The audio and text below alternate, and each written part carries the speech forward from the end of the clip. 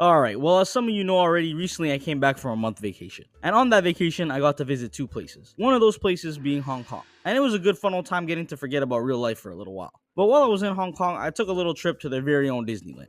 Now, for those of you who don't know me, I'm just gonna lay my cards on the table here. I hate rides. And naturally, because of that, I also hate amusement parks. You see, personally, I feel my life has already had enough excitement to really require me to get in a metal death cart.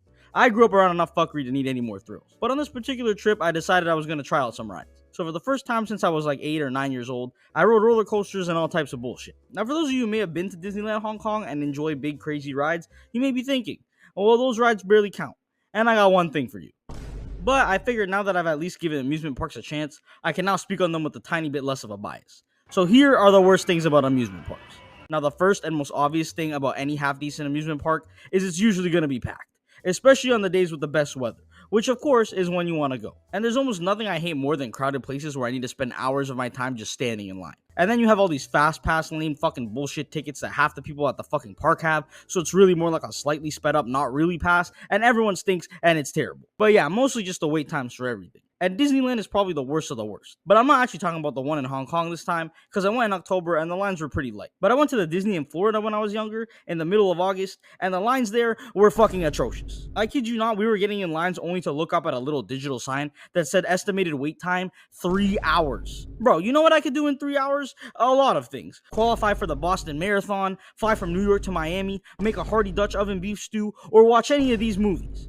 Not to mention, at least where Disney is, it's hot as fuck. And they got fans set up in the line, but they set them up spread out like fucking Mario checkpoints, so every time I'm about to dry up like SpongeBob on land, I just barely make it to a fan to keep me alive. And it doesn't help that you gotta trade a fucking kidney just to get a shitty hand fan with a little water mist. Cause everything at amusement parks is expensive as hell. You wanna not starve while waiting in line for 8 hours? Then you better bring that shoebox money, cause it's not gonna be cheap. You want a way smaller than normal bottle of Sprite? That'll just be $10. Nothing crazy, just the same price as a spicy chicken sandwich combo at Chick-fil-A, an AirPods case cover, an electric lighter, a fucking mini waffle maker. But yeah, sure, I'll take that 3 shots of Sprite for $10. That's just gonna make me even more thirsty so I can then buy a $14 bottle of water. Thank you so much. Well, I guess not all amusement parks are expensive. Like pop-up carnivals, for example. And that's another terrible thing about amusement parks. Pop-up carnivals. They're terrible. Now, when you're a kid, you think it's cool. This random mini amusement park just showed up in this Dollar Tree parking lot. Wow, yay, amazing. This shit is a death trap. Now, I know we went over the fact that I don't like rides, but pop-up carnivals are a whole different ballgame. Even standing close to one of these rides is risking your life. But I mean, what do you expect? A couple of fucking teenage movers got paid $100 to set up these fucking things. Do you really think safety is number one priority here? Don't believe me? Look at the receipts.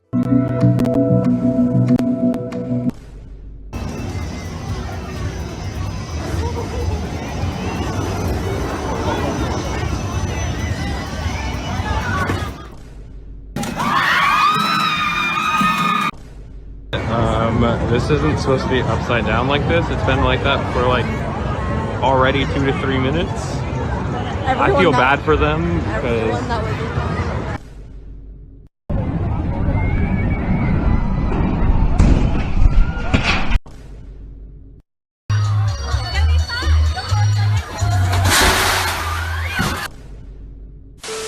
They're hiring fucking Weenie Hut Jr. employees to run these rides, and you think you're fucking safe here? You're leaving your entire livelihood in the hands of the fucking Goofy Goober squad. And there has been a plethora of accidents on these pop-up carnival rides. And they just keep going, just doing the rounds city to city like it's a fucking rapper tour, and no one's gonna say anything? These janky fucking DIY rides some guy probably made off of meth behind a junkyard with fucking car bumpers and rusted toilet lids. And really, I just see some of these rides and think, wow, you guys really sure keep your riders safe with your one fucking bar that clicks down. Like that one click is supposed to keep me alive 100 feet in the air getting tossed around at 150 miles an hour. And the skinnier you are, the more wiggle room you have to shoot off to your fucking death. But yeah, the only reason I gave rides a chance this time around is because it was Disney. Not that I trust Disney with my life, but more so than some of these other parks. Plus, the rides weren't anything too crazy. But yeah, rides. I don't know. I guess some of y'all enjoy your organs sliding around inside you like a fucking squeegee, to each their own. But my word of advice for you is if you enjoy your life, maybe skip out on the pop-up carnival rides. I mean, half of those rides are rusting.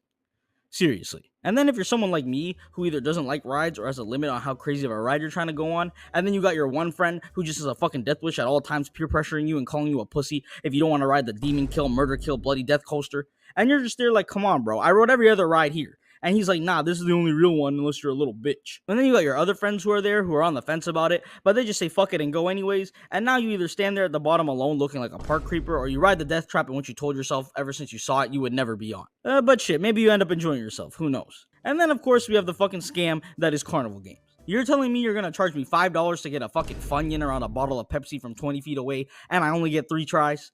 I don't even get $1 per try. I get 3 for 5. Seriously? And then you see that one piece of shit holding the giant stuffed animal prize your girl's been talking about since you got there, and now you have to win or you're the loser of the day. So now you run through $100 throwing fucking Funyuns around for a stuffed animal you could have got on Amazon for $30. And then you got the gambling, which, I mean, if you can control yourself, you might be able to walk away with a little extra money to waste on the overpriced funnel cake. But chances are you're gonna lose once and then get caught in the gambling cycle, and now you're crying at the park exit because the bus driver won't let you on since you can't fucking pay the fare to go home. And now you're leaning on the park gates, sweating with a stomach ache from the blooming onion you just had to get, and you just wish you were home in bed. And speaking of stomach aches, another terrible thing about most amusement parks, the bathrooms. Now this can be said about most public bathrooms, but of course, most places you go, you aren't confined to a section off plot of land with nothing but children, sweaty people, and crackhead trains. And typically at an amusement park, you spend the whole day there. So just pray that deep fried butter doesn't give you the shits, or you're gonna be face to face with the murder room. And don't even get me started on water park bathrooms. A regular amusement park bathroom is already bad enough. You got kids and sweaty ass crack people shitting and pissing all over the place. Now, move that to a water park. And now it's the same thing, but everything is wet. And on top of that, you're most likely walking around in some type of swim trunks or bathing suit with your toes out, and now it's even harder to identify if that water on the floor is actually water or not.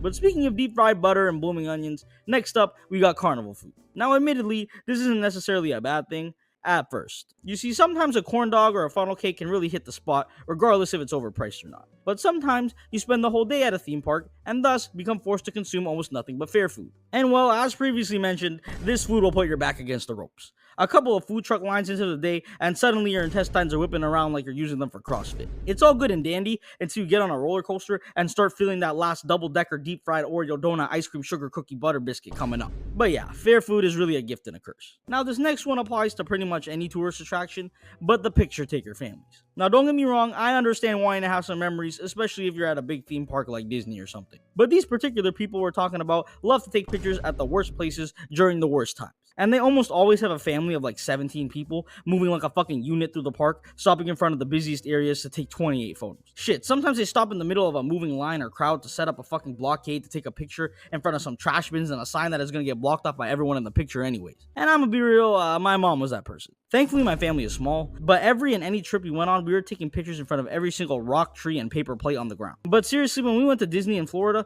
we spent the first couple of hours just taking pictures in front of the entrance. And half of them would just be in front of random rocks or trees. As if 20 years later, we'd look back at our pictures in front of this random rock and go, damn, remember this? This was in front of a Disney rock. But I get it. You want to make memories. You just maybe don't get in everyone's way for 20 minutes to take a bunch of ugly pictures of your ugly family. But yeah, amusement parks can be cool, I guess, especially if you enjoy rides or whatever. But these are some of the downsides that come with many amusement parks, and why I think they're pretty overrated. But I hope you guys enjoyed this video, and I'll see y'all in the next one.